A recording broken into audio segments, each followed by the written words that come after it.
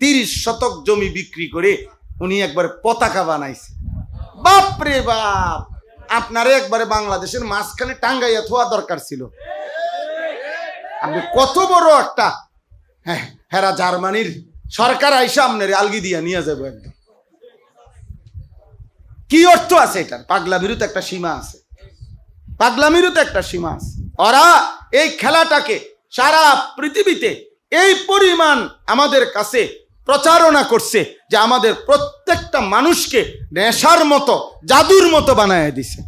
আমরা যেন জাদুগ্রস্ত, আমাদের কোটি কোটি যুবক যেন জাদুগ্রস্ত। হাজারবার জিজ্ঞেস করে দেখছি যে ভাই বলো, আখেরাতের কোনো উন্নতি তো খেলার মধ্যে নাই। দুনিয়ার উন্নতিটা কি? বাংলাদেশের কি উন্নতি হবে এর দ্বারা? রাষ্ট্রের কি উন্নতি হবে? আন্তর্জাতিক কি উন্নতি হবে বলেন? এই ফিফা এই ফুটবল বিশ্বকাপের দ্বারা পৃথিবীর থেকে হত্যা সন্ত্রাস বন্ধ হবে? এর দ্বারা পৃথিবীতে ধর্ষণ, নারী নির্যাতন বন্ধ হবে? পৃথিবীতে অন্যায় জুলুম নির্যাতন বন্ধ হবে? পৃথিবীতে যুদ্ধ বন্ধ হয়ে যাবে? পৃথিবী রাষ্ট্রে রাষ্ট্রে যে মারামারি করছে এগুলো বন্ধ হয়ে যাবে? তো কি হবে পৃথিবী? কিছুই হবে না, কিছুই হবে না, কিছুই হবে না। পাখে থাইকা crore crore billion billion dollar নির্দিষ্ট কিছু পুঁজিপতি, নির্দিষ্ট কিছু পুঁজিবাদী, তারা তাদের নিজেদের সম্পদ জমা করবে আর আমাদেরকে বলবে আবার আপনি আপনার আগের কাজে যান, খেলা শেষ, খেলা শেষ। বলবে ব্যাককল, খেলা শেষ, যা আবার তোমার দোকানদারি করো গিয়ে, যা। কয়দিন তো মাশাআল্লাহ লাফাইছো, লাফানি তো। নবী সাল্লাল্লাহু আলাইহি সাল্লাম বললেন, ইমানদারদের কি হলো? তাদের মধ্য থেকে যারা জানে তারা কেন তাদের প্রতিবেশী আশপাশের মানুষদেরকে দ্বীনের মাসাইল শেখাচ্ছে না কেন? ইমানদারদের কি হলো? তারা তাদের আশপাশের মানুষদেরকে দ্বীনের এলেম শিখাচ্ছে না কেন? ইমানদারদের কি হলো? তারা তাদের আশপাশের মানুষদেরকে দ্বীন সম্পর্কে সচেতন করছে না কেন? ইমানদারদের কি হলো? তারা তাদের আশপাশের মানুষদেরকে নেক কাজের আদেশ করছে না কেন? গুনাহের কাজ থেকে নিষেধ করছে না কেন? এরপরে বললেন, ইমানদারদের কি হলো? তারা কেন তাদের মধ্য থেকে যারা জানে তাদের কাছ থেকে এলেম শিখছে না কেন? ইমানদারদের কি হলো? তারা যারা জানে তাদের কাছ থেকে শরীয়তের মাসাইল শিখছে না কেন? ইমানদারদের কি হলো? তারা যারা জানে তাদের কাছ থেকে দ্বীনের সচেতনতা অর্জন করছে না কেন? এরপরে নবী সাল্লাল্লাহু আলাইহি সাল্লাম বললেন, আল্লাহর কসম, তোমরা ইমানদারদের মাঝে এই কাজটি যদি না করো, অর্থাৎ যারা পারো, যারা জানো, যারা জানে না তাদেরকে যদি তোমরা না জানাও, না শিখাও, এই পড়া পড়ানো, শেখা শেখানো, দ্বীনের তালিম, তাফাক্কুহ এবং দ্বীনের সমঝ, দ্বীনের জন্য সচেতনতা, এটা যদি একদল আরেক দলকে না করো, তো নবীজি সাল্লাল্লাহু আলাইহি সাল্লাম বলেন যে আল্লাহ তাআলা আমাকে জানাইছেন, যে আল্লাহ নিজে বলছেন, হে নবী আপনি বলে দেন, লা উআজিলান্নাহুমুল উকুবাতা ফিদ দুনিয়া, অতি দ্রুতই আমি ওই মানুষদেরকে দুনিয়ার মধ্যেই আযাব দেব, শাস্তি দেব, শাস্তি দেব। হাদিসের মধ্যে আছে, উপস্থিত সাহাবাদের মধ্যে একটি গোত্রের নাম ছিল আশআরি গোত্র।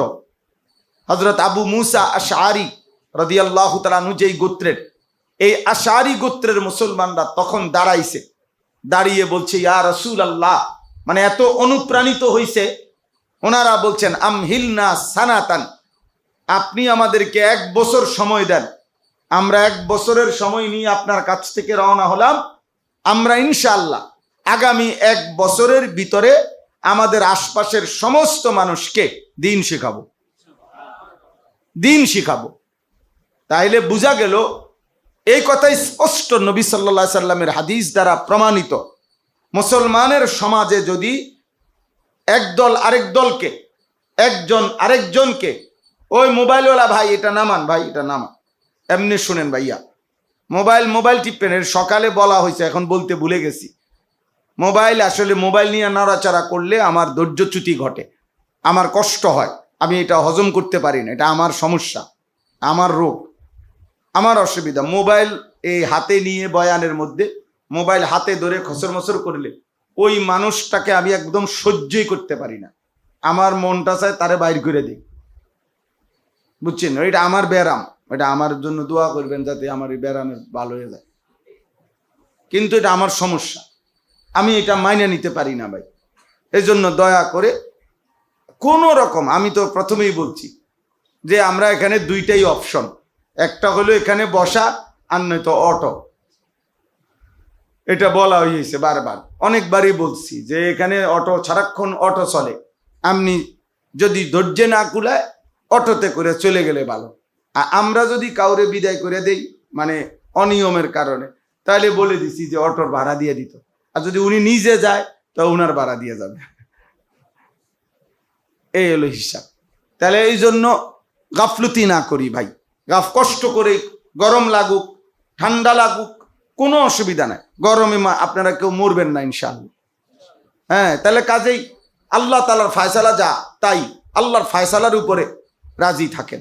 কষ্ট করে এই গরম সহ্য করে বিনিময়ে যদি মহান আল্লাহ তাআলা জাহান্নামের আগুন থেকে মাফ করে দেয় তো সেটা অনেক বড় হবে, অনেক বড় সৌভাগ্য হবে। কুল নারু জাহান্নামা আশাদ্দু হাররা লাউ কানু ইয়ালামুন। আল্লাহ বলছে, বান্দা তোমরা যদি জানতে, হে নবী আপনি বলেন, আহা যদি তোমরা জানতা যে জাহান্নামের আগুন এই গরমের চাইতে অনেক বেশি তীব্র গরম, এটা কোনো গরমই না।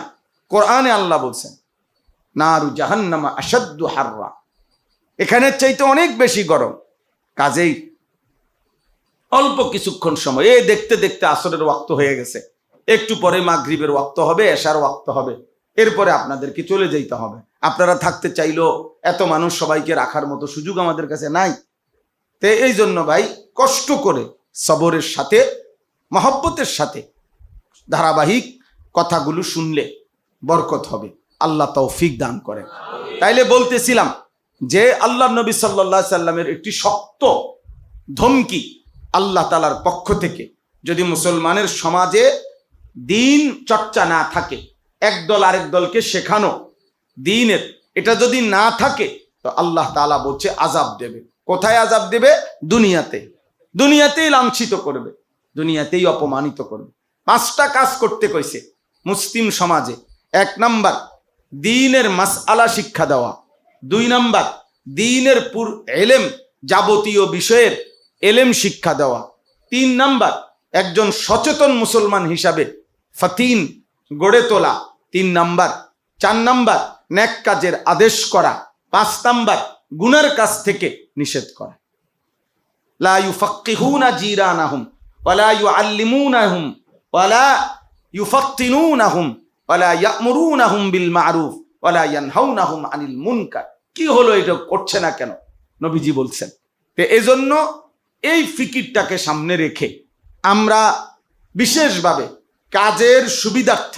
কাজের সুবিধার্থে আমরা ব্যক্তিগতভাবে আমি মুসলিম কিশোর যুবক নওজোয়ানদেরকে আলাদাভাবে একটু ফোকাস করে, অর্থাৎ তাদের জন্য বেশি মেহনত করে তাদেরকে অজু, নামাজ, সূরা, কেরাত, দোয়া, কালাম, রুকু, সেজদা, পাক নাপাক, হালাল হারাম, ঈমান, আমল, আখলাক গঠনের জন্য ধারাবাহিক প্রচেষ্টা, আল্লাহ যেটুকু সাধ্যে কুলায়, হায়াতে কুলায়, আমার সামর্থ্য আল্লাহ তাআলা যেটুকু দেন একে সামনে নিয়ে আমার করার ইচ্ছা, এরই ধারাবাহিকতায় এই মেহনত বিভিন্ন আঙ্গিকে চেষ্টা করছি যে বিভিন্নভাবে যে মুসলিম কিশোর যুবক নওজোয়ান আল্লাহর দিকে ফিরবে। আসলে বাংলাদেশের স্বাভাবিক হিসাব হইল বাংলাদেশে গড়ে 30 লক্ষ মুসলিম সন্তান মাদ্রাসায় পড়ে, 30 লাখ মাত্র। এরা তাও কওমি মাদ্রাসা, আলিয়া মাদ্রাসা মিলে, সরকারি মাদ্রাসা মিলে 30 লাখ হবে সর্বোচ্চ। আর প্রায় 5.5 কোটি সন্তান, একটা জরিপ হলো যে 5.5 কোটির মতো সন্তান জেনারেল পড়ালেখা করে, স্কুল কলেজে পড়ে। তাইলে 5.5 কোটির মতো জেনারেল ছাত্র স্কুল কলেজে যারা পড়ে, এদের মধ্যে থেকে আপনি যদি একেবারে 4 কোটি মুসলমান ধরেন, 4.5 কোটিও মুসলিম ছেলে পেলে ধরেন, বাকি 1 কোটি বাদ দিলাম অন্য ধর্মাবলম্বী, তাইলেও তো এই 4 কোটি 4.5 কোটি মুসলিম সন্তানের ঈমান, আমল, আখলাক, দিন, ওযু, নামাজ, সূরা, কেরাত, দোয়া, কালাম এর জন্য ওদেরকে ওদের জায়গায় রাইখা আমাদের কিছু মেহনত করা উচিত। এটা আমরা দায়িত্ব মনে করি নিজেদের, এটাও আমার জিম্মাদারি। এই আশা নিয়া আমি যে স্লোগান, আমার ওই যে লেখা আছে ওইখানে সব সময় আমার স্লোগান এটা, যে আমি চাই এমন একটা শিক্ষা প্রতিষ্ঠান গড়ে তুলতে। এই প্রস্তুতিমূলকে এগুলো করতেছি। উদ্দেশ্য হলো ধারাবাহিক, আজকেও কথা বলছি, কালকেও কথা বলছি, ধারাবাহিক একটা মাদ্রাসা এরকম হবে আলাদা এখানে আমাদের নতুন জায়গাতে, যে মুসলমান যদিও মূল টার্গেট বলছি কিশোর যুবক, কিন্তু বয়স্কও পড়তে পারবে, বুড়া মানুষও পড়তে পারবে, বাচ্চাও পড়তে পারবে। অর্থাৎ যেই কোনো বয়সী, যেই কোনো মুসলমান বছরের যেই কোনো সময়, যেটুকু সময় যার আছে এটুকু সময় নিয়ে আসবে, দিন শিখবে। যে আসবে যখন, দিন শিখবে তখন। যার সময় যতক্ষণ, দিন শিখবে ততক্ষণ। যার যখন যেটুক সময় আছে, একটুক সময়, আজকে অজু শিখলো, আরেক দিন আইসা আরেকটা শিখবে। আজকে শুধু রুকুটা শিখে গেল, আরেক দিন আইসা সেজদাটা শিখবে। আজকে আইসা একটা সূরার 2টা আয়াত মস্ক করে গেল, আরেক দিন মস্ক করবে।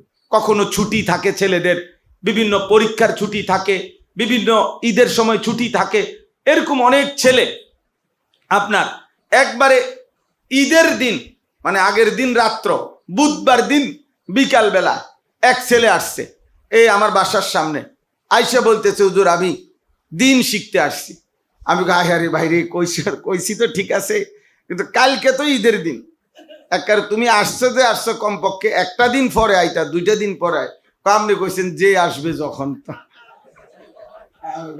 আরে আল্লাহ, এরকম কঠিন বক্ত তো আর পাইছি না।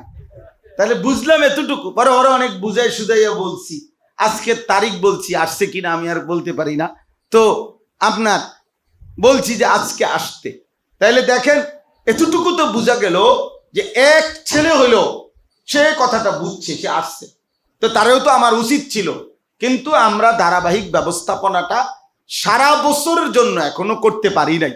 এখন এই মাঝে মাঝে করি, মাঝে মাঝে ভাঙ্গা ভাঙ্গা করি আর কি। কিন্তু ইনশাআল্লাহ আমাদের নতুন যেই জায়গা, আমরা আলহামদুলিল্লাহ 115 শতক জায়গা কিনছি আল্লাহর দয়ায়, আলহামদুলিল্লাহ। 1 একর 15.5 শতক জায়গা, আশেপাশে আরো জায়গা খুঁজতেছি, ইনশাআল্লাহ আশা করি আরো মিলবে। এই বড় জায়গায় ভাগ করে একাংশে আমাদের ছাত্রদের ধারাবাহিক মাদ্রাসা, আর পৃথক আরেক পাশে আমরা এই সারা বাংলাদেশের মুসলিম নওজোয়ান কিশোরের জন্য একটি পূর্ণাঙ্গ মাদ্রাসা, যে সারা বছর পড়বে, যে যখন আসে যেটুকু পারে এতটুকু শিখবে, এটার কার্যক্রম খুব চেষ্টা করতেছি।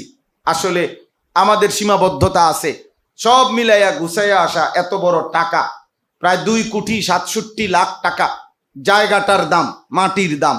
এই পর্যন্ত প্রায় 1,78,00,000 টাকার মতো সুদ হয়েছে। এই 4,200 টাকা সর্বনিম্ন এক নামাজের মুসল্লা পরিমাণ জায়গার দাম। এই টাকার একটা হ্যান্ডবিল সব জায়গায় দেই, অনেক আল্লাহর বান্দারা আলহামদুলিল্লাহ দিছে। এবং সর্বাধিক আমরা হিসাব করছি, সবচেয়ে বেশি পরিমাণ এই 4,200 টাকা দিছে মা বোনেরা, মহিলারা। বিপুল পরিমাণ মহিলা সারা বাংলাদেশ থেকে এই টাকা দিছে, পুরুষরাও দিছে। আলহামদুলিল্লাহ আমরা সবার কৃতজ্ঞতা আদায় করছি। 30 লক্ষ টাকাও এক ভাই দান করছে, শুধু 15 টাকাও একটা ছেলে দান করছে। 10 টাকার একটা নোট দিছে, 5 টাকার একটা পয়সা দিছে, 15 টাকা আমার হাতে দিছে। আলহামদুলিল্লাহ আমি তার জন্য দোয়া করছি, যে যার ভালোবাসায় যেটুকু সুযোগ হয় আপনারাও যাওয়ার সময় আমাদের এই কাগজটা নিয়ে যাবেন, ছেলেরা তোমরাও নিয়ে যাও। যার তৌফিকে কুলা ফিকির করবেন, চেষ্টা করবেন। আমরা ভাবি, স্বপ্ন দেখি যে ইনশাআল্লাহ সবার ভালোবাসা নিয়ে একটি মাদ্রাসা দাঁড়াবে, যেখানে আল্লাহর বান্দা সবাই শিখবে। আমি আজকেও বলতেছিলাম, চিটাগাং থেকে একজন আঙ্কেল আসছেন, ওনারে হাঁটতে হাঁটতে বলতেছিলাম যে আমার দিলের তামান্না যে অন্ধরা, বোবা, বধির তাদেরও তো দিন শেখা উচিত। তাদের জন্য তো আপনার জেনারেল পড়ার ব্যবস্থা আছে প্রত্যেক ক্যান্টনমেন্টের মধ্যে। ক্যান্টনমেন্টের তত্ত্বাবধানে অন্ধ বোবা প্রতিবন্ধীদের জন্য প্রতিষ্ঠান আছে। আমাদের ক্যান্টনমেন্টও আছে, প্রয়াস এটার নাম। এই মানে যে সমস্ত বাচ্চা প্রতিবন্ধী, এই অটিজম বাচ্চাদের জন্য আলাদা প্রতিষ্ঠান আছে এখানে। আপনার অন্ধদের জন্য আপনার আলাদা বসুন্ধরা গ্রুপের খাতা আছে, আলাদা অন্ধদের খাতা জন্য। অন্ধদের কোরআন শরীফ সৌদি আরবে মক্কা শরীফে আল্লাহর ঘরে মসজিদে হারামের অনেক তাকের মধ্যে এরকম বড় বড় কোরআন শরীফ আছে। এগুলো অন্ধদের জন্য নির্ধারিত কোরআন শরীফ। ভিতরে খুললে দেখা যায় কোনো লেখা নাই, শুধু এরকম বুটা বুটা বুটি বুটি কি জানি এরকম আপনার। এগুলো আমি নিজে অন্ধ কোরআন শরীফ পড়তেছে দেখছি। ওনারে আমি আরবিতে বলছি, আপনি হাফেজ? বলছে জি। তো বললাম যে আপনি এটা ধরে ধরে পড়তে পারেন? তো বলল যে আপনি একটা খুলে দেন, আপনি ওই পৃষ্ঠা আপনি খোলেন। খুলছি, ওই বেটা হাত লাগায় শুধু, মানে এরকম হাত দিয়া এরকম করে দেখলাম। এরপরে ওই পৃষ্ঠা অনর্গল তেলাওয়াত করতেছে এবং আমি নিজ চোখে দেখছি। অনেকগুলো পৃষ্ঠা উল্টাইছি, ওই শুধু এমনি এমনি হাত লাগায়, এটারে চাপ দিয়া দিয়া দেখছি হাতের আঙ্গুলগুলো লাগায়, এরপরে সে তেলাওয়াত করে। তার আঙ্গুলে সে বোঝে এটা কোন পৃষ্ঠা। সুবহানাল্লাহ। তাহলে এটা শিখছে সে, এটার প্রশিক্ষণ আছে নিশ্চয়। তাহলে আপনার মাদ্রাসাও আছে আলহামদুলিল্লাহ। এই জন্য সকলে এই সমাজের মধ্যে পিছিয়ে পড়া অনেক মানুষ আছে, অনেক মানুষ আছে। এই সকল যেন স্বপ্ন দেখি সব আমি করে ফেলবো এমন না, সব আমারে দিয়া হইতে হবে এটাও জরুরি না, আমার আমলে সব হইতে হবে এটাও জরুরি না, কিন্তু স্বপ্ন দেখতে তো বাধা নাই। কথা বুঝছেন না? এই জন্য আমরা আশা করি সবার জন্য দিন শিখা।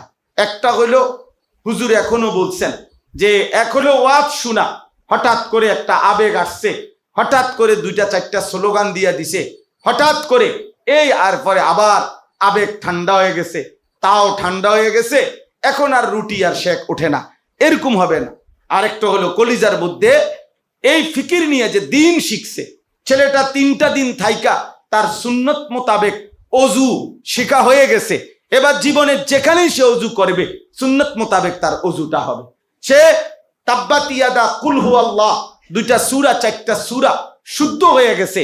তো এবার যেখানেই যাবে যেই কোনো দিনে তার নামাজটা শুদ্ধ হয়ে যাবে, এই আশা। এটা অজু, গোসল, নামাজ, সূরা, কেরাত, দোয়া, কালাম, এটা শিখানো অল্প অল্প করে বারবার বারবার, যেন মুসলিম ছেলেরা, অসংখ্য ছেলে জেনারেল পড়া বা বাস্তব কথা যেটা, যে যারা ফরজ গোসল করে পবিত্র হইতে হয় কেমনে জানে না, গোসল করতে জানে কিন্তু পবিত্র হওয়া জানে না। শুধু কাপ পানি ঢালা আপনার এটা যথেষ্ট না, এটা যথেষ্ট না। এই ঝর্ণা ছেড়ে দিলাম, ঝর্ণার নিচে দাঁড়াইয়া গাওটা ভিজলো আর সাবান লাগাইয়া আবার ভিজাইয়া গাও মুছা, হ্যাঁ চলে গেলাম। আমার খুলনার হজরত আরিফ বিল্লাহ হজরত মাওলানা মুফতি নুরুল আমিন সাহেব হজরত সব সময় এটা বলে, সুন্নত মোতাবেক শরীয়ত মোতাবেক যে গোসল করে নাই তারটা গোসল না, তারটা হলো গা ধোয়া। তারটা হলো কি? গা ধোয়া। সে গা ধুইছে কিন্তু গোসল করে নাই। গোসল হবে শরীয়ত সম্মত পদ্ধতিতে। তাহলে ফরজ গোসল, বীর্যপাত হলে গোসল ফরজ হয়, ফরজ গোসল ফরজ হয়। স্বপ্ন দোষ হলে গোসল ফরজ হয়, বীর্যপাত হলে গোসল ফরজ হয়। এখন সেই ফরজ গোসল শরীয়তের একটি নির্দিষ্ট পদ্ধতি আছে, ওই পদ্ধতিতে ফরজ গোসল করতে হয়। এই যে সমস্ত ঝর্ণা ছেড়ে দিয়ে দাঁড়াইয়া গোসল করা, এটা প্রথমেই সুন্নতের খেলাফ। গোসলের প্রথমেই এটা খেলাফে সুন্নাত। সুন্নত হইল বসে গোসল করা, শুরু করা বসে। আমাদের খুলনার হজরত এইখানে বসে বসে আমগরে শিখাইছেন, আপনার বলেছেন বারবার, হজরতের খানকায় হজরত এগুলা শিখান আমাদেরকে। তাহলে এই জন্য বললাম সুন্নাত মোতাবেক গোসল শিখা দরকার, সুন্নাত মোতাবেক অজু শিখা দরকার। ফরজ গোসল যার হবে না শরীয়ত মোতাবেক, সে যদি 100 বছরও নামাজ পড়ে, কসম আল্লাহ তার কোনো নামাজ হবে না। অপবিত্র না সে, তার তো সে পবিত্র হয় নাই, পবিত্র হয় না। নাকের নরম জায়গা পর্যন্ত পানি পৌঁছাইতে হয়, অত এটা জানে না, অত এটার পদ্ধতিই জানে না। তো তার তো ফরজ গোসল আদায় হয় না। গা না ধুইছে, পাউডারে না দিছে, ফেয়ার অ্যান্ড লাভলি না লাগাইছে, ফেয়ার অ্যান্ড লাভলিও তো এখন আর নাই, এখন হলো গ্লো অ্যান্ড লাভলি। জি, তো এই জন্য বললাম যে এগুলো না লাগাইছে, কিন্তু আপনার কি নাই, পবিত্র তো হয় নাই, অপবিত্র হয় নাই, রয়ে গেল।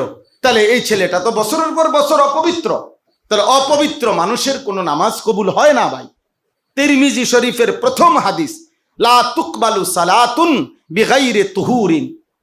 নবী সাল্লাল্লাহু আলাইহি সাল্লাম বলছেন, পবিত্রতা অর্জন ব্যতীত কোনো নামাজ কবুল হয় না, কোনো নামাজই কবুল হয় না। তাইলে এই জন্য দিন শেখা দরকার কিনা বলেন, বলেন না দরকার কিনা? ছেলেরা ভাই বলেন দরকার কিনা? দরকার। এখানে কিতাবের মধ্যে আমাদের কাছে আমি সকালে শুনাইছি, হযরত মালিক ইবনুল হুয়াইরিস রাদিয়াল্লাহু তাআলা আনহু, একজন সাহাবী, তিনি আল্লাহর নবী সাল্লাল্লাহু আলাইহি সাল্লামের এই সাহাবী ছিলেন। বুখারী মুসলিমের রিওয়ায়াত, তিনি বলেন, নাহনু শাবাবাতুন মুতাকারিবুন, আমরা সমবয়সী কিছু যুবক একত্রে 14, 15, 17, 18, 20 বছরের ছেলে একর সাথে নবীজির কাছে আসলাম দিন শিখতে। নবীজি আমাদেরকে থাকতে বললেন, ফাআকামনা ইনদাহু 20 লাইলাতান, আমরা নবী সাল্লাল্লাহু আলাইহি সাল্লামের কাছে 20 রাত্রি ছিলাম, 20 দিন পুরাপুরি নবীজির কাছে আমরা ছিলাম। এই কিশোর সাহাবী, যুবক সাহাবী, তিনি বলেন নবী সাল্লাল্লাহু আলাইহি সাল্লামের কাছে আমরা এই 20 দিন আমরা এক বয়সী যুবক আমরা নবীজির কাছে ছিলাম। আশ্চর্য দুইটা শব্দ বলছে তিনি। এই 20 দিনে নবীজি সাল্লাল্লাহু আলাইহি সাল্লামের কাছে আমরা দিন শিখতে গিয়ে নবীজির আচরণে আমরা দুইটা জিনিস দেখছি। ওয়াকানা রাহিমান রফিকান, আমরা দেখছি তিনি প্রচন্ড দয়ালু, আর দেখছি তিনি অত্যন্ত বন্ধুসুলভ। রাহিমান রফিকান রাসূলুল্লাহ সাল্লাল্লাহু আলাইহি সাল্লামের সিফাত তিনি বলেন। এই কিশোর দেখেন, মাত্র 14 বছরের সাহাবী, 16 বছরের, নবীজির বয়স 55 বছর, কিন্তু কি সুন্দরে মানায় নিছে। বলতেছে 55 বছরের বয়স্ক লোকটি তিনি নবী সাল্লাল্লাহু আলাইহি সাল্লাম, আর আমরা 14-15 বছরের কিশোর নওজোয়ান, আমাদের কাছে মনে হয়েছে তিনি আমাদের কাছে প্রচন্ড বন্ধুসুলভ, রাহিমান, অত্যন্ত দয়ালু। যখন 20 দিন পরে তিনি আমাদেরকে বললেন, তোমরা কি এখন বাড়িতে যেতে চাচ্ছ? আমরা বললাম হ্যাঁ। আল্লাহর নবী সাল্লাল্লাহু আলাইহি সাল্লাম বললেন, তাহলে ইরজিউ ইলা আহলিকুম, তোমাদের পরিবারের কাছে ফিরে যাও। ওয়া আল্লিমুহুম ওয়া মুরুহুম, তোমরা তাদেরকে গিয়ে দিন শিখাও, যা আমার থেকে শিখছো, তাদেরকে শরীয়তের কথা বলো। ওয়াসাল্লু কামা রাআইতুমুনি উসাল্লি, এবং আমাকে যেভাবে নামাজ পড়তে দেখেছো এভাবে তোমরা নামাজ আদায় করো। ওয়া ইজা হাদারাতিস সালাহ, যখন নামাজের ওয়াক্ত হবে, ফালিউআজ্জিন আহাদুকুম, একজন আজান দিও। ওয়ালিয়া উম্মাকুম আকবারুকুম, তোমাদের মধ্যে যে বয়সে বড় সে ইমামতি করিও। তাহলে এই কথার দ্বারা স্পষ্ট হলো যে মাত্র 20 দিনে এই পরিমাণ দিন শিখছে এই কিশোর সাহাবী। ওনারা আল্লাহর নবীর সুহবতে এখন ওনাদেরকে নবীজি ইমামতের উপযুক্ত মনে করতেছেন। নয়তো এই কথা কেমনে বললেন যে বড় মিয়া কি করো, ইমামতি, আজান দিও, তোমরা ইমামতি করো, এবং আমাকে যেভাবে নামাজ পড়তে দেখেছো সেভাবে নামাজ পড়ো। তাইলে নামাজ নবী সাল্লাল্লাহু আলাইহি সাল্লাম কোন সাহাবীকে নবীজি নামাজ বক্তব্য দিয়ে শিখান নাই, নামাজ নবীজি বিবৃতি দিয়ে শিখান নাই, ওয়াজ দিয়া নামাজ শিখে না। নামাজ প্র্যাকটিক্যাল, হাতে কলমে, চোখে দেখে, কোনো আল্লাহওয়ালার নামাজ দেখে নামাজ শিখতে হয়। নামাজ কি করে শিখতে হয়? দেখে শিখতে হয়, প্র্যাকটিক্যাল শিখতে হয়। হাদিসের মধ্যে স্পষ্ট আছে, এক সাহাবী এসে বলছে, ইয়া রাসূলুল্লাহ, আমাকে নামাজ বলে দেন। আল্লাহর নবী বললেন, সাল্লি মাআনা ইয়াউমাইন, তুমি আমাদের সাথে 2 দিন নামাজ পড়ো, থাকো, এখানে থাকো, 2 দিন নামাজ পড়ো। 2 দিন নামাজ পড়ার পরে নবী সাল্লাল্লাহু আলাইহি সাল্লাম উনাকে বললেন, এই 2 দিনে তুমি যে 10 ওয়াক্ত নামাজ আমাদের সাথে পড়েছো, এইভাবেই তুমি নামাজ পড়ো। তাহলে মুখে বলে দিলেন নাকি হাতে কলমে সাথে রেখে শিখাইলেন? বলেন, হাতে। বুখারীর হাদিস, আল্লাহর নবী সাল্লাল্লাহু আলাইহি সাল্লাম যখন মেরাজের রাত্রে নামাজ 5 ওয়াক্ত চূড়ান্ত যখন ফরজ হইল, তো সেই 5 ওয়াক্ত নামাজ কোনটার টাইম কখন, কোনটা কেমনে পড়বে, কি পড়বে, এই বিস্তারিত নামাজের কাইফিয়তটা জিব্রাইল থেকে নবী শুনে নেন নাই, বরং 2 দিন একেবারে পরিষ্কার সকল হাদিসের কিতাবে আছে। আল্লাহ নবী সাল্লাল্লাহু আলাইহি সাল্লাম বলেন, আম্মানি জিব্রিল, জিব্রিল আমাকে 2 দিন ইমামতি করে আমারে পিছনে দাঁড় করাইয়া, শুধু আমি এবং জিব্রাইল এই 2 জন, আমরা 2 জন 2 দিন 5 ওয়াক্ত করে 10 ওয়াক্ত, প্রথম দিনের 5 ওয়াক্ত আউয়াল ওয়াক্তে, শেষের দিনের 5 ওয়াক্ত আখের ওয়াক্তে আদায় করে জিব্রাইল আমাকে পড়াইয়া বলে দিছেন, ইয়া রাসূলুল্লাহ, এই 2 দিনে আপনাকে আমি 5 ওয়াক্ত নামাজ 2 বার করে দেখাইলাম এবং শুরুর টাইম দেখাইলাম, শেষের টাইম দেখাইলাম, আর এখন থেকে আপনি এবং আপনার উম্মত এই 2 টাইমের মাঝামাঝি স্বাভাবিকভাবে মধ্যবর্তী টাইমটাতে নামাজগুলো আদায় করবেন, যা আপনাকে আমি সরাসরি দেখিয়ে দিলাম। তাহলে রাসূলুল্লাহ সাল্লাল্লাহু আলাইহি সাল্লাম জিব্রাইলের থেকে বক্তৃতার মাধ্যমে নামাজ শুনছেন নাকি জিব্রাইল থেকে সরাসরি দেখে নিছেন? তাহলে কি বোঝা গেল? প্রথম দিন নামাজ দেখে শিখে নিচ্ছে। তাহলে আমাদের নামাজ শুধু ওয়াজ শুননা যথেষ্ট? আমি বললাম নামাজ পড়বেন, আপনি বলেন হ্যাঁ পড়মু, ঠিক, হ্যাঁ ঠিক, কিতা ঠিক? বলে ঠিক কিতা? কি ঠিক? তুই বুঝলা কি? তুমি জানলা কি? তুমি শিখলা কি? এই জন্য নামাজ জিন্দেগির গুরুত্বপূর্ণ বিষয়, এটা শিখতে হয়। কোরআনুল কারীম, রাসূলুল্লাহ সাল্লাল্লাহু আলাইহি সাল্লাম, সাহাবায়ে কেরাম, স্পষ্ট হাদিসের মধ্যে আছে, রাসূলুল্লাহ সাল্লাল্লাহু আলাইহি সাল্লামের সাহাবীরা ওনারা বলেন যে আমরা নবী সাল্লাল্লাহু আলাইহি সাল্লামের কাছে আমরা তাআল্লামনাল ঈমান, আমরা নবীজির কাছে ঈমান শিখলাম। সুম্মা তাআল্লামনাল কোরআন, আমরা নবীজির কাছে অতঃপর কোরআন শিখলাম। ফাজদাদনা বিহি ঈমানান, একটা একটা শব্দ কোরআনের আয়াত শিখলাম আর আমাদের ঈমান বাড়তে থাকলো। তাহলে সুম্মা তাআল্লামনাল কোরআন, আমরা নবীজির কাছে কোরআন শিখলাম। তাহলে সাহাবীরা নবীজির কাছে শিখলেন কিনা? বলেন না? হ্যাঁ, শিখতে হয়। কোরআন কি করতে হয়? শিখতে হয়। হাদিসে আছে, হযরত আব্দুল্লাহ ইবনে আব্বাস বলেন রাদিয়াল্লাহু তাআলা আনহুমা, নবীজি আমাদেরকে ইউআল্লিমুনাত তাশাহুদ কামা ইউআল্লিমুনাল কোরআন, কোরআনের সূরা কেরাত, তাব্বাত ইয়াদা, কুল হুয়াল্লাহ, কোরআনের বিভিন্ন সূরা নবীজি আমাদেরকে যেভাবে শিখাইছেন হুবহু ওইভাবে ইউআল্লিমুনা আত-তাশাহুদ, আত-তাহিয়াতু লিল্লাহি ওয়াস-সালাওয়াতু আত-তাইয়্যিবাতু, এই তাশাহুদ এটাও নবী আমাদেরকে এভাবে শিখাইছেন। তাহলে সাহাবায়ে কেরাম আদিয়ায়ে সালাহ, নামাজের যে দোয়াগুলো, এগুলো শিখছেন কিনা? নবীজির থেকে শিখছেন। হযরত আব্দুল্লাহ ইবনে মাসউদ বলেন রাদিয়াল্লাহু তাআলা আনহু, তিনি বলেন নবীজি আমার হাতের মধ্যে হাত রেখে, এরকম হাতের উপরে হাত রেখে দোয়ায়ে কুনুত একটা একটা শব্দ করে করে আল্লাহুম্মা ইন্না নাস্তাঈনুকা ওয়া নাস্তাগফিরুকা ওয়া নুমিনু বিকা ওয়া নাতাওয়াক্কালু আলাইকা, এভাবে একটা একটা শব্দ করে নবীজি আমাকে দোয়ায়ে কুনুত হাতের মধ্যে হাত রেখে শিখাইছেন। সাহাবী, মুসলিম শরীফের হাদিস আছে, সাহাবী নবীজির সামনে নামাজ পড়ছেন, নবীজি বলছেন আবার পড়ো, আবার পড়ছেন, বলছে আবার পড়ো, বলছে আবার পড়ছেন, আবার পড়ো। তখন তিনি তৃতীয়বারের পরে বললেন, ইয়া রাসূলুল্লাহ, আপনি আমাকে শিখিয়ে দেন। অর্থাৎ ইনি বুঝছেন কোথায় ভুল হচ্ছে, উনি ধরতে পারতেছেন না। তো আল্লাহ নবীকে বললেন, আপনি আমার ইয়া রাসূলুল্লাহ শিখিয়ে দেন। নবীজি এবার দাঁড়াইয়া ওই সাহাবীকে রুকু, সেজদা, দাঁড়ানো, তাশাহুদ সব কিছু একটা একটা করে ধরে ধরে আল্লাহ নবী নিজে সাহাবায়ে কেরামকে, ওই সাহাবীকে নামাজ শিখায়া দিয়েছেন। তাইলে দোস্ত, নামাজ শিখতে হয়, নামাজ শিখতে হয়। হুজুর আমি নামাজ পড়ি, আপনি কি পড়েন সেটা বলেন। আপনি আত্তাহিয়াতু কি পড়েন আব্বা সেটা বলেন।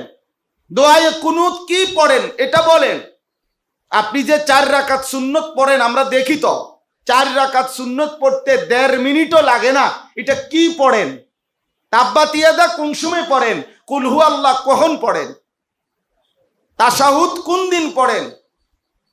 আমরা বুঝি না। 1.5 মিনিটে তো জাপানি মেশিন লাগাইলো 4 রাকাত নামাজ পড়ার কথা না। এটা কি মেশিন দিয়ে নামাজ পড়লেন বলেন? তাইলে বুঝা গেল মূলত খামখেয়ালি, উঠে আর নামে আর কি। সে মনে করছে আর কি আমি যেটা পড়তেছি এইটাই নামাজ, না এটাই নামাজ। নামাজ শিখতে হয়। নামাজের মাসআলা লম্বা। কোরআন হাদিসের যত কিতাবে, ফিকহের যত কিতাবে নামাজের আলোচনা আছে সেটা লম্বা আলোচনা। কোরআনুল কারীমের মধ্যে এত গুরুত্ব দিছে নামাজের কথা। তাহলে আমরা সেই নামাজ শেখা উচিত, আমাদের কোরআন শেখা উচিত। আমরা কোরআনুল কারীমের মধ্যে একটা সূরা আছে, সূরা আনকাবুত 21 নম্বর পারায় 45 নম্বর আয়াত।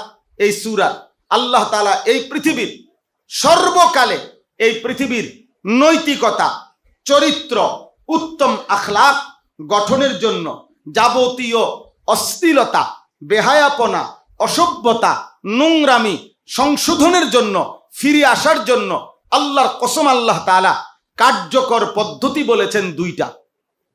কোনো ব্যক্তি যদি সমস্ত অশ্লীলতা, বেহায়াপনা, গুনাহ, সমস্ত নারী, ছবি, জিনা, ব্যভিচার, হারাম প্রেম, হারাম ভালোবাসা, হারাম সম্পর্ক, মদ, জুয়া, অশ্লীলতা, বেহায়াপনা, অসভ্যতা, গান, বাদ্য, নাচ, নোংরামি থেকে ফিরতে চায় এবং গুনাহ থেকে বাঁচতে চায়, সুদ, ঘুষ, কিস্তি, মিথ্যা, চুরি, ডাকাতি, এই জাতীয় যত গুনাহ, পাপ থেকে যদি কেউ বাঁচতে চায়, অশ্লীলতা থেকে যদি কেউ বাঁচতে চায়, তো আল্লাহ তাআলা কোরআনুল কারীমের মধ্যে বলছেন কার্যকর পদ্ধতি হলো 2টা। কয়টা? 2টা। 1 নাম্বার উতলু মা উহিয়া ইলাইকা মিনাল কিতাব। 1 নাম্বার কোরআনুল কারীমের বিশুদ্ধ তেলাওয়াত। 1 নাম্বার কি? 2 নাম্বার ওয়া আকিমিস সালাহ, 5 ওয়াক্ত নামাজ। 5 ওয়াক্ত নামাজ। ইন্নাস সালাতা তানহা আনিল ফাহশাই ওয়াল মুনকার। তাহলে এই কথা স্পষ্ট, নিশ্চয়ই নামাজ, কোরআন মিশ্রিত এই নামাজ আল্লাহ তাআলা বলেন যাবতীয় অশ্লীলতা এবং গুনাহের কাছ থেকে বিরত রাখবে। তাইলে প্রিয় ভাই বুঝতে শেখেন, এ কথা স্পষ্ট। একটা ছেলেও আমরা ডাকি, বলি, আমি মাহফিলে চিল্লাই, এখানে দাওয়াত দিছি, সবার জন্য বিভিন্নভাবে। আমার কথা একটাই, আমার সময়ে, আমার হায়াতে আমি সব দেখে যাইতে হবে জরুরি না, আমার আমলে সব শেষ হইতে হবে এটা জরুরি না আব্বা। আমরা স্বপ্ন দেখি, আমি লিখছি আমার ওই ছোট্ট খাতার মধ্যে যে স্বপ্ন, পরিকল্পনা, উদ্যোগ। অর্থাৎ প্রথমে স্বপ্ন দেখি, পরে পরিকল্পনা সাজাই, এরপরে উদ্যোগ নেই, বাস্তবায়নের চেষ্টা করি, বাকি ফয়সালা আল্লাহর হাতে। তাইলে আল্লাহ তাআলা স্পষ্ট বলেন এই 2টা জিনিস, সমাজ পরিবর্তন, মানুষের নৈতিকতা আনয়ন, চারিত্রিক উন্নয়ন, উত্তম আখলাক গঠন, যাবতীয় অসভ্যতার, বেহায়াপনার থেকে ফিরে আসা, এর জন্য ভিন্ন মাধ্যমে হবে না, 2টাই মাধ্যম। কোরআনুল কারীমের বিশুদ্ধ তেলাওয়াত, 5 ওয়াক্ত নামাজ। কোরআনের তেলাওয়াত যার মধ্যে নাই, জীবন তার সুন্দর হবে না। 5 ওয়াক্ত নামাজ যার জীবন নাই, সে তার জীবন সুন্দর হবে না। বিশেষ করে যারা মুসলমান পরিচয় দেয়, এই সমস্ত কিশোররা, যুবকরা, নওজোয়ানরা, পুরুষরা, নারীরা, খোদার কসম, নামাজ যাদের জীবনে নাই, সেজদা যাদের জীবনে নাই, কোরআন যারা পড়তে পারে না, তারা উপার্জনকারী প্রাণী হতে পারে, কিন্তু মানুষ হইতে পারে না। কোরআন বিনে মানুষ হয় না, সেজদা বিনে মানুষ হয় না। এই আমার প্রতিদিনকার কথা, আমি প্রত্যেক মাহফিলে এটা চিল্লাইয়া বলি, কোরআন যার জীবনে নাই, ওই মানুষ হয় নাই। সেজদা যার জীবনে নাই, সে মানুষ হয় নাই, সে উপার্জনকারী প্রাণী হয়েছে। সে এখন রোজগার করতে শিখছে, এমন কিছু পড়ালেখা করছে যে পড়ালেখা দ্বারা সে এই বিষয়ের পেশা নিয়ে চাকরি করে, ইনকাম করে, উপার্জন করে, রোজগার করে। খালাস। নীতি কই, নৈতিকতা কই, চরিত্র কই, আখলাক কই, সততা কই, ইনসাফ কই। এই জন্য আমাদের এটা মেহনত, আমার এটা ফিকির, যা মুসলমানের কিশোররা, মুসলমানের নৌজওয়ানরা, তাদের জিন্দিগি এক তো হলো শুধু বললাম, শুধু বক্তৃতা দিলাম, শুধু অমক এই হইল কেন, সেই হইল কেন, জবাব চাই। কার কাছে জবাব চাচ্ছেন? কে কার কাছে জবাব চাচ্ছেন? এই সমাজের যুবকদেরকে আমাদের চোখের সামনে লক্ষ লক্ষ ছেলে এক ওয়াক্ত নামাজ পড়ে না, এদেরকে আল্লাহর দিকে ফেরানোর উদ্যোগ কোথায়? আমাদের চোখের সামনে। কালকে আমি চিটাগাং মাহফিলে যাইতেছি জুমার নামাজের পরে 3টা সাড়ে 3টার দিকে। 14 গ্রামের কাছাকাছি যখন গেছি, আপনার না হয়তো 100-র উপরে মোটর সাইকেল, এক বয়সী ছেলে, এগুলো রাস্তাটা এভাবে আটকায়া রাখছে, পিছনে শত শত গাড়ি, আমার গাড়ি সহ আমরা আটকায়া রয়েছি। ওরা ফাজলামি করে, হাসে, একবার ভিডিও করে, কোনো উদ্দেশ্য ছাড়া একসাথে মোটর সাইকেল চালাইতেছে আর আপনার উল্লাস করতেছে। এরপরে মানে ডান বামে কোনো দিকে সরতে পারতেছি না। এরপরে মনে 20 মিনিট পরে একটা পুলিশের গাড়ি আইসা একবারে ব্যারিকেড দিছে আর এরপরে সবগুলো সিফা সাফা দিয়া ভাগছে সবগুলো। আশ্চর্য কথা। তাহলে এদের জীবন, অথচ এরা জানে অ্যাক্সিডেন্ট করলে এর নিজের পাওটা ভাঙ্গা যাবে। এ নিজে কিন্তু এমন আপন ভোলা, নিজের শরীরের খবর নাই, নিজের হায়াতের খবর নাই, নিজের চরিত্রের খবর নাই।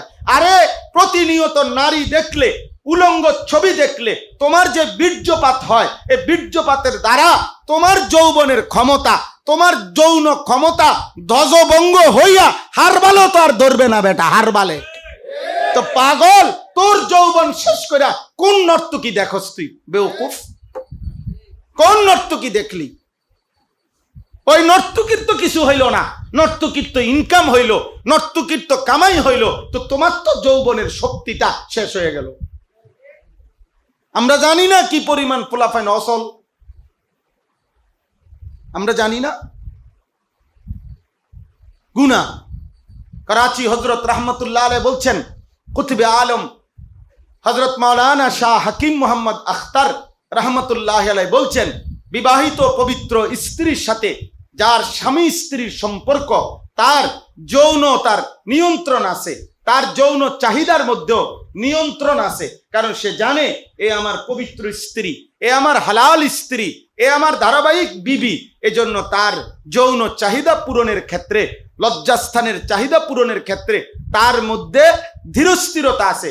কিন্তু যেই অসভ্য বেহায়া, যেই চরিত্রহীন নারী দেখে, উলঙ্গ ছবি দেখে, বেশ্যা পতিতার কাছে গিয়ে অথবা হারাম তার সহপাঠী সমবয়সী কোন মেয়ের সাথে হারাম প্রেম করে, এই নাফরমান যখনই তার যৌন চাহিদা পূরণের সুযোগ পায়, তখন তার লজ্জাস্থানের কোনো নিয়ন্ত্রণ থাকে না, যৌনতারও কোনো নিয়ন্ত্রণ থাকে না, হারাম বীর্যপাতেরও কোনো নিয়ন্ত্রণ থাকে না, যার ফলে অল্প সময়ে দুনিয়াটাই তার ব্যর্থ হয়ে অসল ধ্বজভঙ্গ হয়ে ফতে ফতে ঘুরে। হ্যাঁ, আমি খোলামেলা বললাম, তোমরা নওজোয়ান, আমার স্বপ্ন এটা তোমরা বুঝতে শেখো। হযরত বলছেন এটা হারাম সুযোগ পাইলে তার আর নিয়ন্ত্রণ থাকে না, সে তো গুনাহ করছে, গুনাহ তো তারে কুত্তা বানায় ফেলছে, গুনাহ তো তারে জানোয়ার বানায় ফেলছে। এই জন্য কখনো নিজের হাত দিয়ে নিজের লজ্জাস্থানে নাপাক নষ্ট করে, কখনো যত্রতত্র যেখানে যা পায় তাই করে নিজের যৌন চাহিদা নষ্ট করছে, নিজের যৌন ক্ষমতা নষ্ট করছে। আখেরাত তো জাহান্নাম রেডি হচ্ছে, দুনিয়াও তো তোমার আগামী জিন্দেগি বরবাদ হবে, আগামী সময়টা বরবাদ হবে। এই জন্য একজন যুবক হলেও বুঝতে শেখো, একজন ভাইও বুঝতে শেখো, আখলাকের হেফাজত করো, চরিত্রের হেফাজত করো, জিন্দেগির হেফাজত করো। ইসলামের জন্য ভাবো ভাইয়া, না ভাবলে ইসলামের জন্য ভাববে কে? কালেমার জন্য ভাববে কে? কিশোর যারা, যুবক যারা, তারাই তো ইসলাম এই 1450 বছরের ভিতরে যতবার ইসলামের জন্য নজরানা লাগছে, ইসলামের জন্য কোরবানি লাগছে, ততবারই ইসলামের জন্য যারা কোরবানি দিয়েছে সর্বোচ্চ তারা ছিল মুসলিম যুবকগণ। এটাই সত্য, এটাই সত্য। আমি এখানে দেখাই, এখানে লেখা আছে, সাহাবীদের হিসাব বলছে, হযরত আলী রাদিয়াল্লাহু তাআলা আনহু ইসলাম ধর্ম গ্রহণ করার সময় ওনার বয়স ছিল 8 বছর। হযরত তালহা ইবনে উবাইদুল্লাহ উনার এই সাহাবী ইসলাম ধর্ম গ্রহণ করার সময় ওনার বয়স ছিল 11 বছর। হযরত জুবাইর ইবনুল আওয়াম রাদিয়াল্লাহু তাআলা আনহু ইসলাম গ্রহণ করার সময় ওনার বয়স ছিল 11 বছর। হযরত আরকাম ইবনে আবিল আরকাম রাদিয়াল্লাহু তাআলা আনহু ইসলাম গ্রহণ করার সময় ওনার বয়স ছিল 12 বছর। হযরত আব্দুল্লাহ ইবনে মাসউদ রাদিয়াল্লাহু তাআলা আনহু ইসলাম গ্রহণ করার সময় ওনার বয়স ছিল 19 বছর। হযরত জাফর ইবনে আবি তালেব রাদিয়াল্লাহু তাআলা আনহু ইসলাম গ্রহণ করার সময় ওনার বয়স ছিল 19 বছর। হযরত সুহাইব রুমি রাদিয়াল্লাহু তাআলা আনহু ইসলাম গ্রহণ করার সময় ওনার বয়স ছিল 19 বছর। হযরত সাঈদ ইবনে যায়েদ রাদিয়াল্লাহু তাআলা আনহু ইসলাম গ্রহণ করার সময় ওনার বয়স ছিল 19 বছর।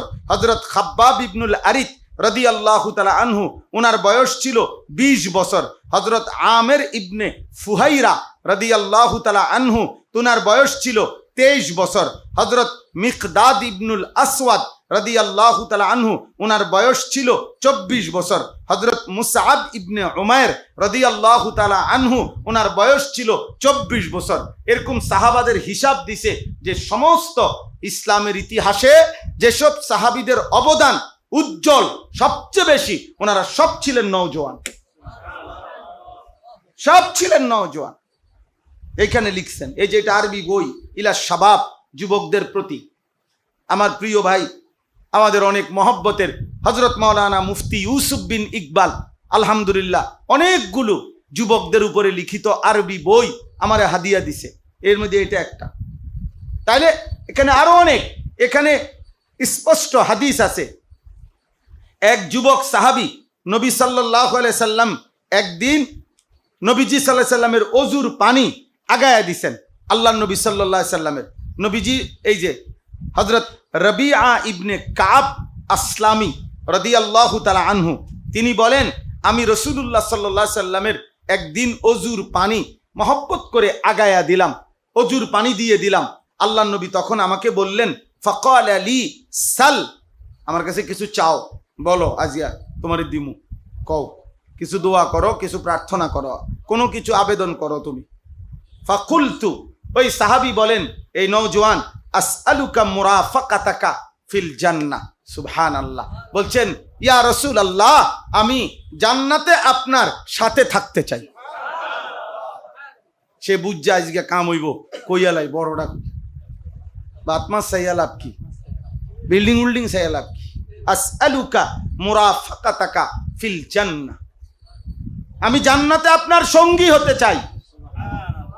ক্বালা ওয়া গায়রা যালিক, সুবহানাল্লাহ। নবীজি বললেন, অন্য কিছু কও, মানে চাইলেন আর কি। হ্যাঁ হ্যাঁ, এই যে হাদিসের শব্দ, অন্যটা কও, অন্য কিছু কও। সাহাবী বলে, কুলতু হুয়া দাকা, তিনি বললেন, না আমি এটাই চাই। আল্লাহ নবী বললেন, ক্বালা ফাআইন্নী আলা নাফসিকা বিকাসরাতিস সুজুদ। সুবহানাল্লাহ। নবীজি বললেন, তাহলে সাহাবী, তাহলে তুমি জান্নাতে যদি একদম আমার পাশের রুমে পাশাপাশি থাকতে চাও, তাইলে তুমি আমারে বেশি বেশি সেজদা করে সহযোগিতা করো। তুমি সেজদার পরিমাণ বাড়ায় দাও, তার আমি নবী তোমারে আমার পাশের রুমে সিট দেবো একদম। সুবহানাল্লাহ। ইমাম মুসলিম ফি সাহিহ, আখরাজাল ইমাম মুসলিম, ইমাম মুসলিম রাহমাতুল্লাহ আলাইহি উল্লেখ করছেন। এজন্য দোস্ত, নামাজ পড়ো, নামাজ পড়ো, দিন শেখো, আল্লাহকে চেনো, স্কুলেই পড়ো কোনো সমস্যা নাই, কলেজে পড়ো কোনো সমস্যা নাই, ইউনিভার্সিটি পড়ো কোনো সমস্যা নাই। ওরা ওদের দুনিয়া সর্বাধুনিক প্রযুক্তি সাজায় নিতেছে, তুমি আমি চলো ইসলামকে সর্বোচ্চভাবে আমরা কলিজায় ধারণ করে ইসলামকেও আরো বেশি মানুষের সামনে আমরা পেশ করি। এটা উচিত না? আমার স্বাতন্ত্রতা থাকবে না? আজকে প্রতিনিয়ত প্রযুক্তি নিয়ে যারা গবেষণা করে, তারা তো প্রযুক্তির মধ্যে অনেক উন্নতি করছে না? তাহলে আমরা ইসলাম নিয়ে ভাবি, তাহলে তো আমরা ইসলামের মধ্যে আমরা আরো উন্নতি করতে পারবো কিনা ইনশাআল্লাহ। তাই যে যেটা মেহনত করে। এবারের বিশ্বকাপ ফুটবলে আপনার এই প্রথম হাওয়া ছাড়া, পাম্পে দিয়ে হাওয়া দেয় যে বলে ফুটবলে, এই বলের মধ্যে কোনো হাওয়া নাই। এবারের বিশ্বকাপ ফুটবলে চার্জ দিয়ে চলে, অর্থাৎ একবার চার্জ দিলে 6 ঘন্টা এই বলটা দিয়া খেলবে।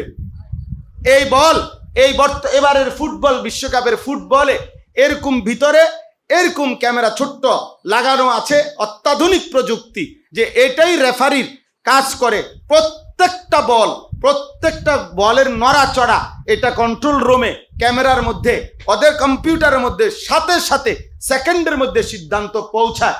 অর্থাৎ এইটার প্রযুক্তি, এটা পত্রিকায় পড়লাম যে বল এটার যেই কেরামতি লেখছে, আশ্চর্য আশ্চর্য। আমি এটা বারবার বলছি, খেলার বিষয়ে যা বলা দরকার আলহামদুলিল্লাহ আমি গত কয়েকদিনে টানা বলছি, কিন্তু আমার বলার উদ্দেশ্য হলো ওরা ওদের একটা বল নিয়া যদি এই পরিমাণ ভাবে, আর আমি আমার শ্রেষ্ঠ কালেমা, আমি মুসলমান, আমি ইসলাম, আমার নবীর আমানত নিয়ে আমি ভাববো না কেন? নওজোয়ান, আমি কেন ভাববো না? বলো না ভাই। তোমরা কিছু করো ভাই, আল্লাহর জন্য করো, আল্লাহর জন্য করো, ইসলামের জন্য কিছু করো ভাই, আল্লাহ বরকত দেবে, দুনিয়া আল্লাহ চালাবে। ওমা মিন দাব্বাতিন ফিল আরদি ইল্লা আলাল্লাহি রিজকুহা। আল্লাহ বলছে বান্দা পেরেশান হইও না, একটা পিঁপড়ার রিজিকের দায়িত্ব আমার হাতে, তোমারে রিজিক দেব না কেন? তোমারে রিজিক দেব না কেন? একটা মশা মাছির রিজিক পর্যন্ত আমি আসমানওয়ালা আলাল্লাহ, আমি আলা শব্দ দিয়ে বলেছি। আলা মানে ফরজ বুঝায়। আলা মানে কি বুঝায়?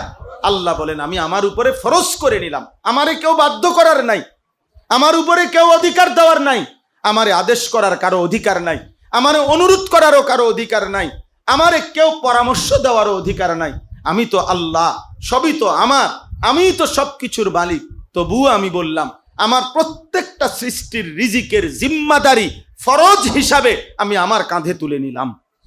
শুধু ভাতের জন্য জীবন শেষ করে দিও না নওজোয়ান, এক মুঠা ভাতের জন্য, একটু বিশ্রামের জন্য, একটু মাটির জন্য এমন সুন্দর জীবন শেষ করে দিও। কিছু তো করো, আল্লাহর জন্য করো, দ্বীনের জন্য, আল্লাহর জন্য করো, দ্বীনের জন্য করো, দ্বীনের জন্য করো, দ্বীনের জন্য করো, দ্বীনের জন্য করো।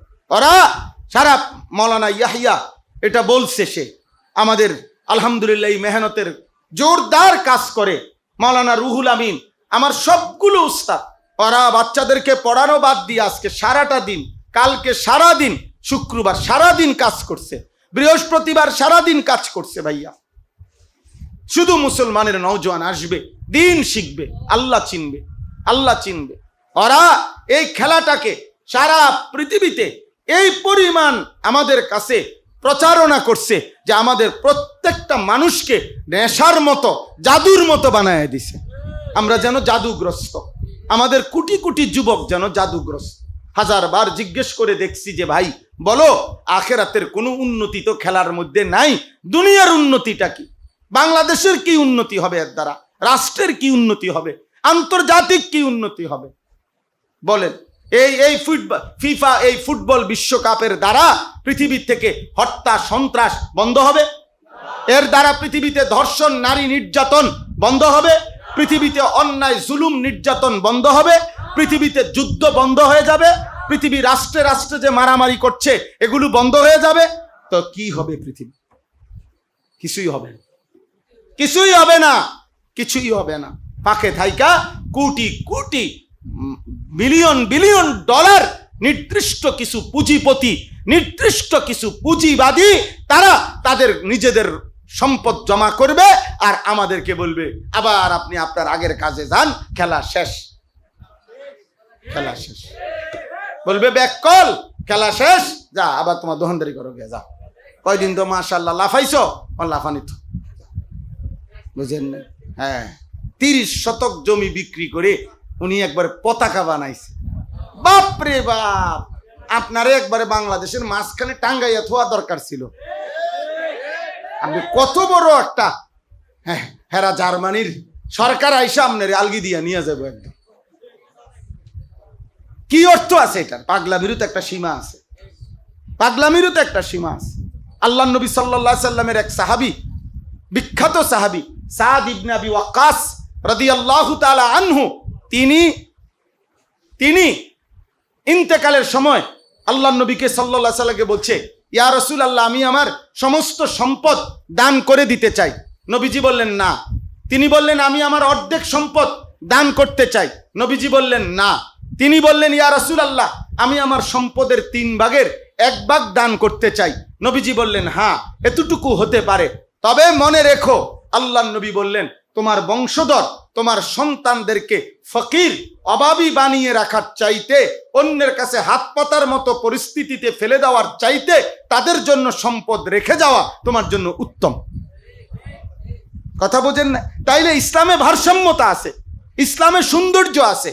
এজন্য আজকে আলহামদুলিল্লাহ আমার পরম শ্রদ্ধেয় শায়েখ আরিফ বিল্লাহ হাকিমুন নফস আল্লামা মুফতি মুশতাকুন নবী কাসিমি হাফিজাহুল্লাহ হযরত আসছেন। বলেন আলহামদুলিল্লাহ, সকলেই বলেন আলহামদুলিল্লাহ। 7 তারিখ জুন মাসের, এই মাসের 7ই জুন সকালবেলা হজরত হজ্জের সফর থেকে আসছেন, হজের থেকে। 8 তারিখ প্রথম আমার সাথে কথা হইছে মোবাইলে। আমি হজরতকে এখনো হজের থেকে আসার পরে আমিও দেখি না, এই এখনই দেখলাম, এখনই আমার সাথেও দেখা হবে, এখনই, আমিও দেখা হয় নাই আমার। তো 8 তারিখ প্রথম আমি হুজুর হজরতের কাছে কথা বলার পরই আমি বললাম যে হুজুর, আমার কিশোর নওজোয়ান ছেলেদের আমার এই প্রোগ্রামটা শনিবার দিন, আপনি আসর থেকে মাগরিব বয়ান করবেন। ঠিক আছে মাওলানা। সাথে সাথে নিজের হাতে আবার ডায়েরির মধ্যে এটা চেক করছে, বলছে আচ্ছা ঠিক আছে, আমি আসবো। এই পর্যন্ত যতবার আমাদের এই আয়োজনটা হয়েছে প্রত্যেকবারই হজরত আসছেন, বহুত শৌকের সাথে, মহব্বতের সাথে সাথীদেরকে নিয়ে মুজাকারা করছেন, বয়ান করছেন। এই জন্য আমি সবার কাছে অনুরোধ করছি, সমস্ত ছেলে ভাই, দোস্ত আমার, নওজোয়ান আমার, কোরআনুল করিম আমরা শিখবো ইনশাআল্লাহ। বলেন ইনশাআল্লাহ। 5 ওয়াক্ত নামাজ আমরা পড়বো ইনশাআল্লাহ। সাথীদেরকে উঠাবার চেষ্টা করব আমরা ইনশাআল্লাহ। আমরা ফজর ক্যাম্পেইনের কাজও সারা বাংলাদেশ ব্যাপী, এই যে ফজর ক্যাম্পেইন বাংলাদেশ, এইটা ছোট্ট একটা বই লিখতে চাচ্ছি, কিছুটা লিখছি, এখনো শেষ হয় নাই এগুলা খসড়া। এই জন্য আমরা সারা বাংলাদেশে চাই মুসলিম কিশোর নওজোয়ান ফজরের নামাজে নিজেও জামাতে পড়বে, প্রত্যেকে তার বন্ধুদেরকে ফজরের নামাজের জন্য ডাকবে।